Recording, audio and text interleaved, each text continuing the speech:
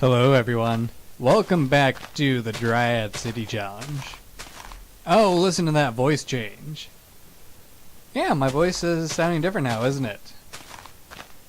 I got a new microphone, and this one actually sounds a lot closer to what my voice really sounds like, which is pretty nice.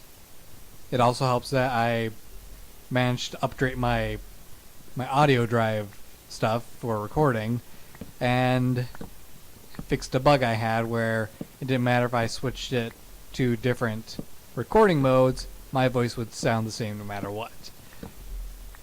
So yeah, you're gonna have to get used to this voice now.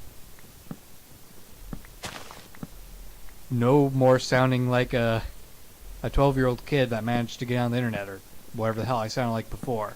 I didn't even really know what I sounded like before. Yeah, speaking of updating drivers, I went through a hell of a time trying to update my video drivers. I had 3 computer crashes, and I don't know if I talked about this in any other video I recorded, but I had 3 computer crashes while trying to update my drivers, and it's all because I forgot to turn off my antivirus, and I couldn't figure out for the life of me why I kept on having my computer crash. So yeah, moral of the story, turn off your damn antivirus when you're updating things, because it will kill your computer for you. Yeah. Well, now that that's all said and done, I am very close to finally having this entire courtyard area dedicated entirely to my home tree. And things are looking good. Mountain didn't look like it was rendered in for a moment. So we have all this wonderful space, and I just need to figure out where I'm going to be building everything. I still haven't decided that. In the swamp area, it needs to be filled in with dirt. That is a no-brainer. The mountains, I'm thinking the mountains would work great trying to convert it all into a military thing. Enchanted Forest, I'm not sure, and I'm not sure about what to do with this meadowy hill area. So, basically this entire area here, I have no idea what to do with. I guess setting up one section as a shop would work out great. Like a shop district. And maybe set up the other side as a residential zone or something. Who knows? We will see. I fell off of mine. I'm an idiot. So yeah, I'm going to be planning that out. Probably when I take a shower because I am feeling very grungy. And let me tell you why. So the microphone I ended up getting is, you know, a basic microphone like you'd see on stage. Just the stick with the grid cage fuzzy ball thing on top and the wire coming out the bottom. I also got a scissor boom to support it. Now the problem is my desk had nowhere, absolutely nowhere for the scissor boom to attach to, because the entire desk was like 5 inches thick. Because it's got all this stupid decorative stuff that comes down off the side. And where did I put my tool forge at?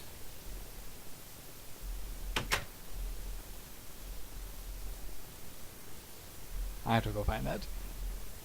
Alright, couldn't put it on my desk at all because there's nowhere on my desk that it would actually be able to work. So I tried mounting it on my computer chair just to see if I could do that. It worked out fine, so I used it for testing. It's not an ideal solution, and I recognized that pretty much right away, so I ended up going with probably my best solution, which was go to Home Depot, get a couple shelving brackets, a piece of wood, and some screws. So now I have a new shelf attached to the side of my desk.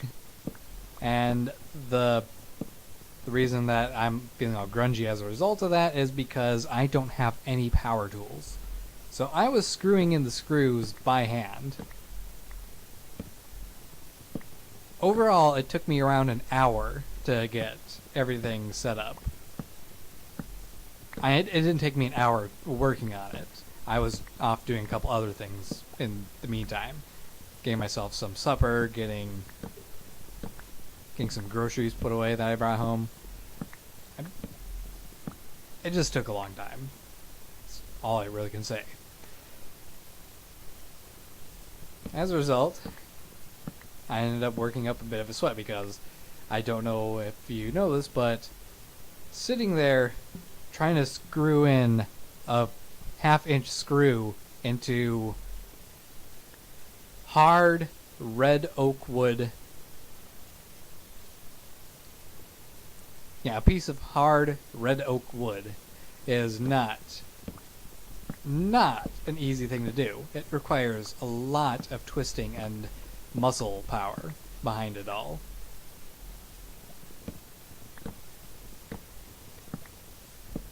So I'm gonna cut away. Probably go and go get a shower after I've done tearing up all these logs. And then in the meantime, I can work on what I'm going to do with all of this terrain. I just need to memorize this image for plotting things out. So, hope you guys enjoy my new voice as soon as I get back. See you in a bit. I am feeling much better now I got that shower. Oops, stay away from that thing. I swear, I think those Viz shrooms make me nauseous when I get near them. So every time I'm wandering through this forest, I end up getting a little bit nauseous, and the only thing around me that's really different from anywhere else is those Viz shrooms. Here, it's a close one. No? Maybe it's when I walk over it. Oh, yep, there it is. Walking over Viz shrooms makes me nauseous. Wonder why that is. It's definitely strange. So, I did some thinking, and I think the best way for me to go about using my new land, I think that I'm going to turn the swamp into a farmland. Mainly because, well, the swamp has a very intriguing color, we'll say. And it's going to be filled in with a lot of dirt. So, to me, the best way to go about utilizing all this area is to make the farm in this area. Because the farmland is going to take up a decent amount of space, and the swamp is really just a lot of space that is covered in water. So why not turn all of it into a farm? That's my thoughts, at least. Plus, turning it into farmland will help kind of cover up the swampy look. What? This is clay. I need to get that. I don't think I have a shovel on me though, so we'll worry about that in a moment. It'd be nice if these chunks just stayed loaded. I'm trying to look for something in particular. There's a couple new types of gardens around I would really like to harvest. I think I've already passed one of them. Oop. Zombie in the... Zombie that does not get knocked back. Bad zombie. I hope my voice is actually loud enough because I'm getting used to sitting in new positions for this microphone. I have to keep it somewhat nearby my face in order for my voice to be picked up completely. I actually had to boost the volume of the microphone quite a bit in order for it to be heard normally. Let's see. Yeah, here's one of the gardens. A ground garden. I've not seen a ground garden before, so I'm very curious what is in one. Ah, we have radishes, beets, and looks like peanuts. Peanuts. That's a welcome addition to our supply of food. Can make some peanut butter and jelly sandwiches if we so desire. Actually, that's probably a good way to go with the food. Peanut butter and jelly sandwiches. I'm sure they're quite filling.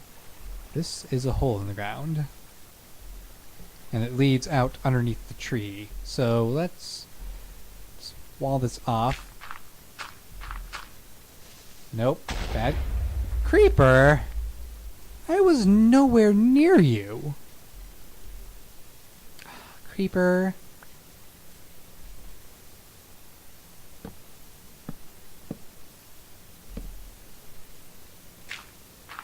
I'm still inside the wall, technically, so I can go placing these things here.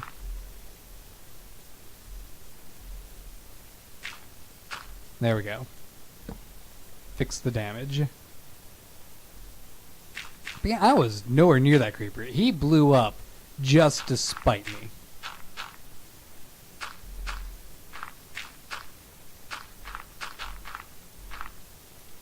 There. At least we're walled in now. We don't have to worry about things coming under that wall. But I do have to worry about the fact that this area is not lit up. That is in violation of the no mob spawning inside your castle wall rule.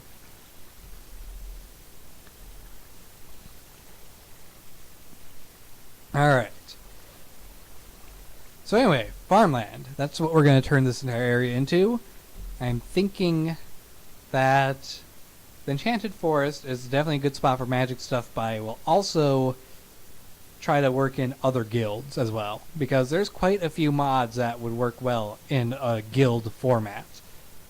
And this area probably is just a good spot to put them all, just because it would keep things, you know, close in proximity. Anyway, enough rambling. I have work to do. Quite a bit of underwater work as well. This is going to be a challenge. Alright, so I've done enough clearing of the land and filling of the swamp for now. I just want to finish up this video. And to do that, we're going to actually talk about the new rules I've thought up for the crops. Let's grab some strawberries and some blackberries. There we go. So, originally I was talking about it having different types of, well, a total amount of plants in your farm in order to move on to the next stage. I am changing that now. Let's grab some of these. Let's harvest the sugar cane as well. I'm now changing that. Instead of it being you need to have a farm with so many plants growing in it, I'm now changing the requirement to having plots of crops. And a plot of a crop is going to be a 3x3 plowed farmland area. Let's actually scoop up some water while we're on the way. There we go. So, the way this is going to end up making things work out, I can just swim across, is you end up with these 3x3 sections where you grow your plants. Now, normally when we make a farm in Minecraft, you can go 4 blocks out. 1, 2, 3, 4. So you can start it here.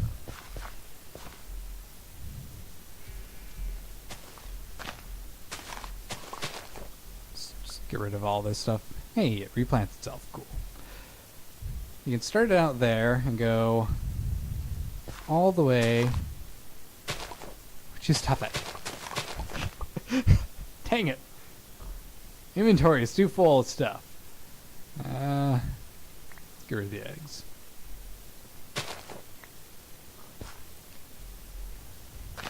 One, two, three, four. So you can end up going 9 by 9. Now the problem with that is you're left with a 3 by 3 here that's got a hole in the middle. And that's not going to work for a plot. So what I'm planning on doing with my own farms is it's going to still have this hole in the middle where the water gets put, but I can take this sugar cane and plant it around here. And if I make that super special soil stuff, I can have an entire 8-block section for sugarcane, which gives me a little more utility out of my area. As for the plots,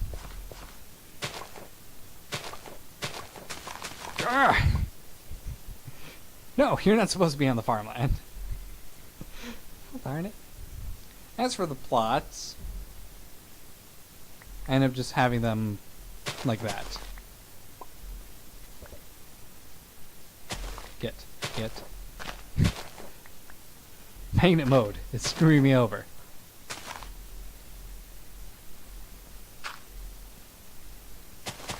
There we go. So this area is going to be a plot of crops. And then the next area is going to be a plot of crops. And so on and so forth. Now, the way I'm having the requirements work is that you don't need to have any farmland in your first age, which is the seedling age. In the root age, you need a single 3 by 3 plot of crops. In the next age, the sapling age, I think that's, what was the next age again? Notepad, open it up. The sprout age. In the sprout age, you need 3. So it goes from 0 to 1 to 3.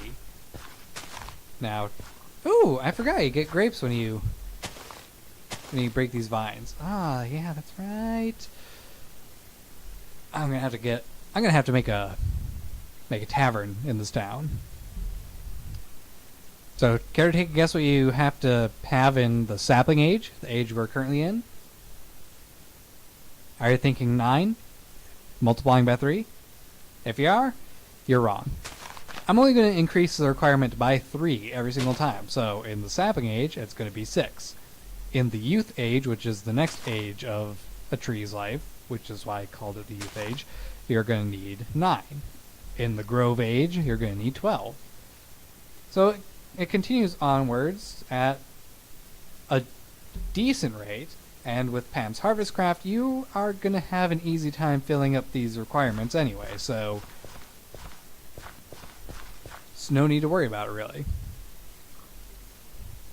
If you're not going to use this challenge with the mod pack, by the way, there's pretty much no need to worry about the farm requirements.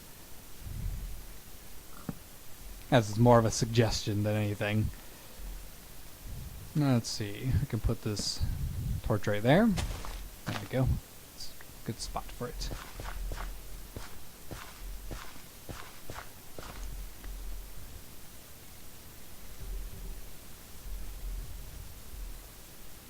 Let's see. Just need one more and we've met the requirements. Although I'm going to fill out more than that because I have a good amount of crops.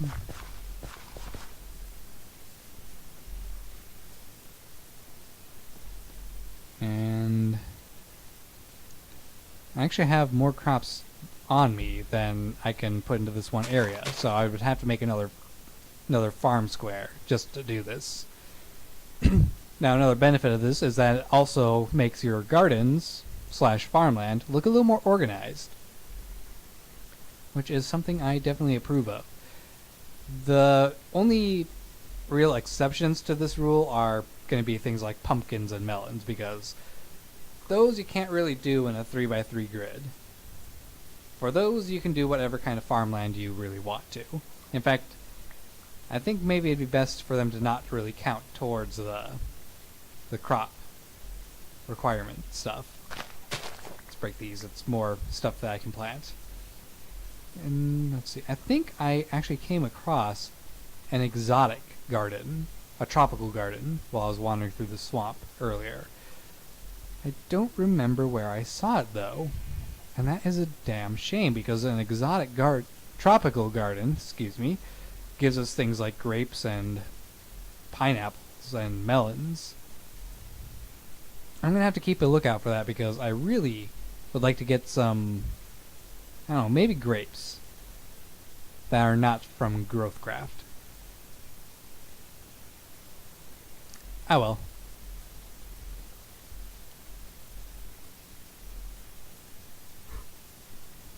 I keep yawning. Wish I knew why. Let's see, leek, Brussels sprout, artichoke, broccoli, and cauliflower. Let's plant the cauliflower.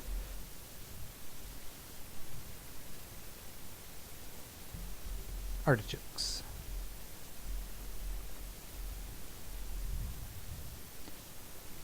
So that's a slight change to the farmland requirement stuff. That's all I really wanted to say for the rest of this video. Ooh, hops. Forgot that those were from vines too.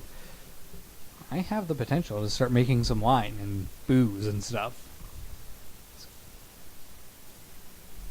It's tempting, but nothing to be concerned with at the moment.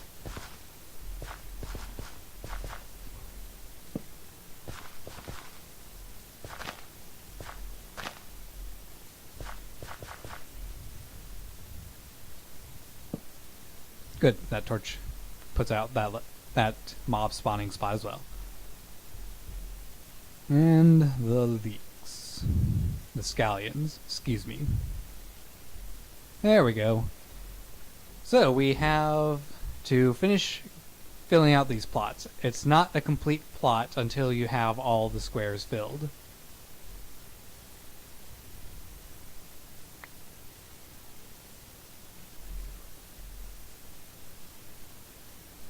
Where'd the strawberry go?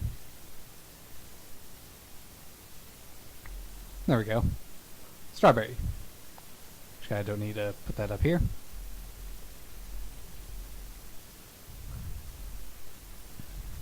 So we basically have the farmland requirement met once again. Good for me. Still have lots of dirt to shove into the ground here, into the water. And I'm thinking something that'll help me out with that is I'm going to end up terraforming the hill over in this area. I want to make this area flattened out, and I probably should fill in that little lake here too. This will give me a much better area to work on doing shops. I believe I'm going to do the shops down here. And the soldier stuff up in the mountain areas. Get the blacksmith down here with a mine shaft going into the mountain itself, and the guilds over in this section. I've got a layout in mind for the town now, which is one of the things I wanted to accomplish in this video. And I've done that. Oh, also, when I look at the map, this line here is a line of dirt. That is where we are going to stop terraforming and filling in the water. So we have a huge amount of water to fill in, but we're being left with a decent-sized harbor area in the middle.